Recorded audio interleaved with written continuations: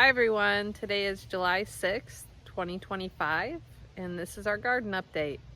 Enjoy! Here we have the Weigelias. They're getting bigger, went through a growth spurt. You can see they're covering the birdhouse right now. And they finished blooming.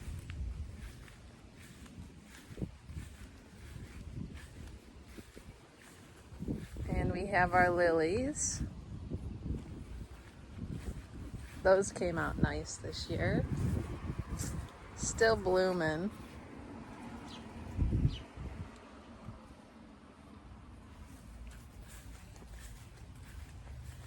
Charlie! And here we have our ferns alongside our butterfly bush. We'll go around the corner and see how tall those got this year. Almost reaching the roof. But we have a lot of purple.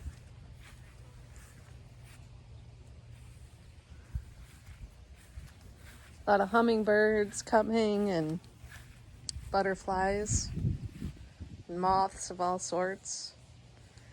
And here we have our stilbees, which I'm quite surprised with because I thought we had more pink variety than only one. And they're multiplying as well. We're getting new plants popping up. It's their second summer in this area. And our giant hostas over here. 3 of our hostas that I transplanted didn't make it. So we have 9, which is great. And that's kind of what I expected. 3 new transfers every year. So this is their 3rd summer. Alongside the giant hostas, we have firecrackers.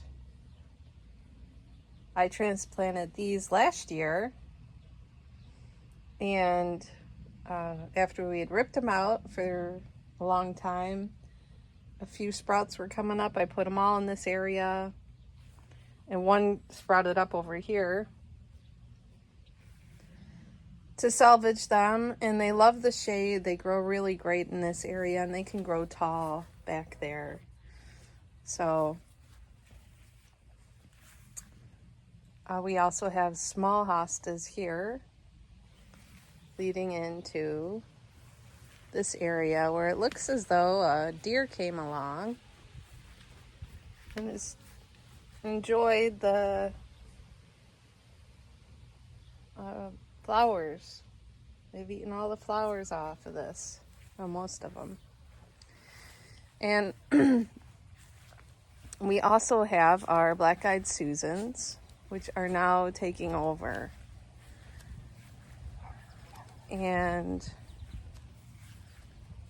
right now is probably the best time to come outside and rip out the black-eyed Susans where we don't want them growing, because they're big enough to find the roots. And they are crowding out these hydrangeas, which are finally sprouting, or well, blooming.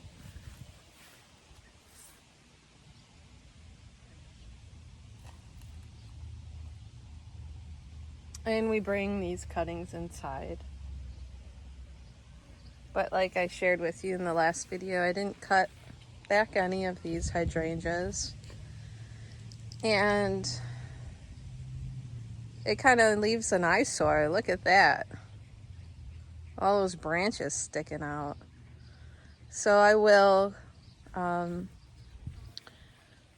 rip out some of these black-eyed Susans and come back and cut back those branches of the hydrangeas. So we know that these areas here are dead.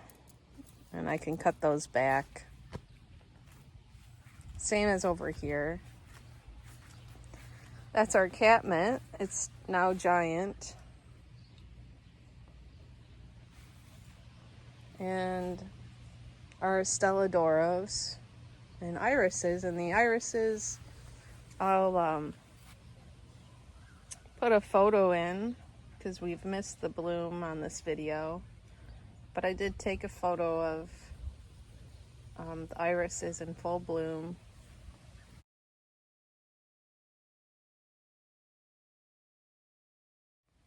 Which happened last month, really. Charlie, what do we have on this side?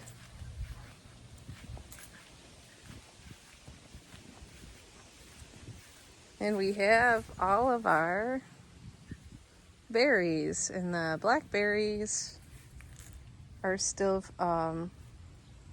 forming. They're real small. You can see. And the red berries are ready to pick. I have not picked any berries yet this season. And I came out yesterday and realized, overnight, they all are ready. So I'll be coming out to harvest some of this.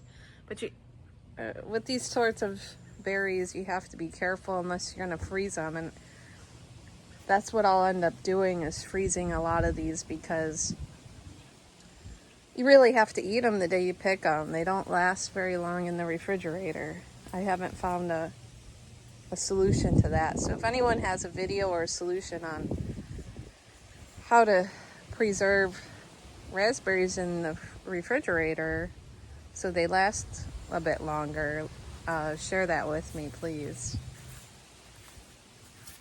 And then there's our composter, and our peony never sprouted back this year, so not sure what happened. It's gotten the same amount of rain as all of these berries. And today's like a 90-degree day, so I might wait a little bit later to pick the berries. I'll be out here forever. So here's the herb bin, and this is the second year on the lavender, and it's finally blooming, so we can harvest the blooms and put them in our dresser drawers so they keep the drawers fragrant. And we have a ton of mint. We have parsley. I tried to grow cilantro and basil, and that just never took in this area. Just that mint is really spread out. I had to take some mint away from the lavender so it doesn't choke it. And we have our green onions.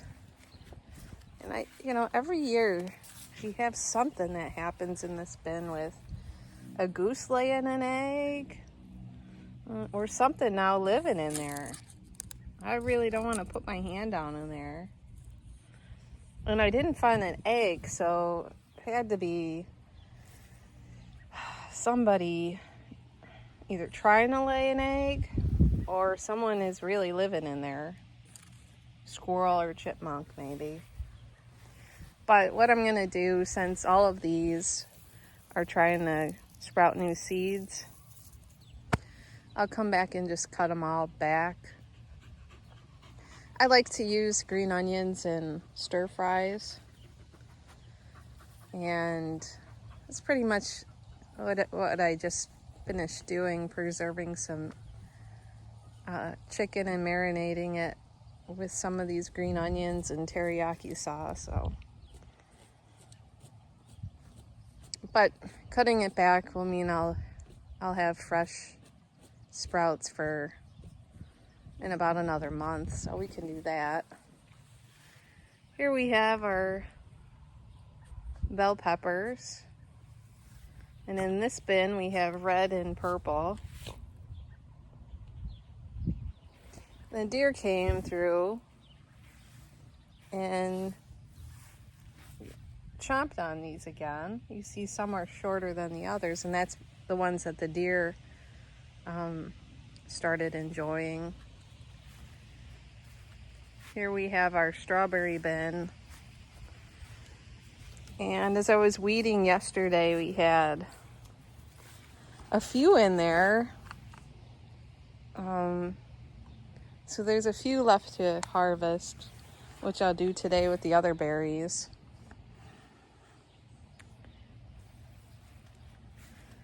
Certainly more than last year, and we're pretty happy that that bin is doing well. In this bin we have yellow peppers. And again, the deer came through and ate some of these. They're all growing at different heights because of that. But they're all doing really well, as you can tell. I'll zoom in on it for you. Well, let's try this one. Well, we got a little pepper growing there. But we also have, as you can see right here,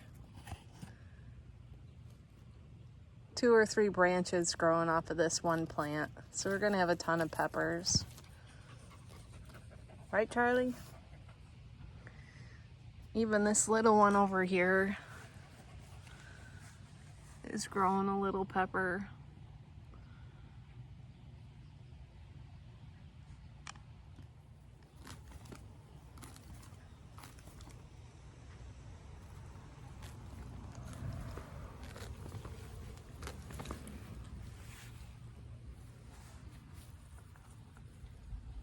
Uh-oh, what'd you find? You found a shady spot.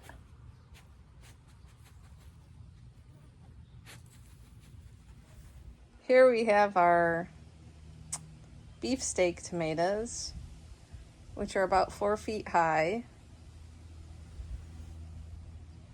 And they're gonna start making tomatoes soon.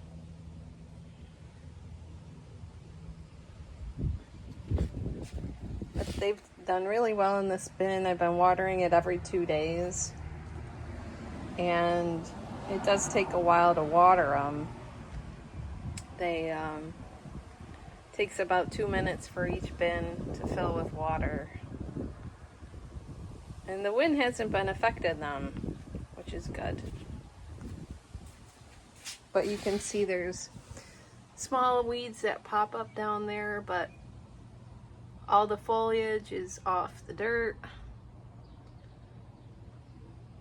I talked about suckers in my last video, and here's a good example. Well, here is an example of what a sucker is. It's a sucker that grows off the middle of a branch in this main stem. And this sucker is a whole brand new tomato plant. You can actually cut it off and put it in either a jar of water or plant it directly in the ground, and you'll have another tomato plant. In order to ensure that these grow really nice, it's recommended you take off the suckers of the plant. And you know, it's different from what's happening over here because this is still the main stem of the plant and this is a branch. Now, if something grew from there, that would be a sucker. And over here we have our pineapple tomatoes. And again, they're about 4 feet high, doing really well.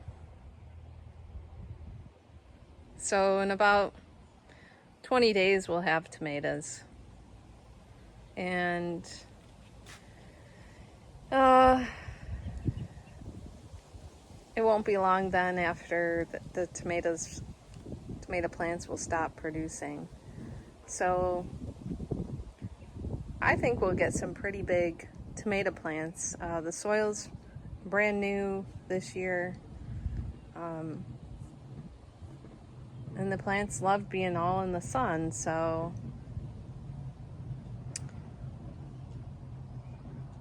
it'll be interesting when we follow up with a harvesting video. I'll try to take photos if the videos overlap with the harvesting, because we certainly want to enjoy our tomatoes and not wait for a video on them.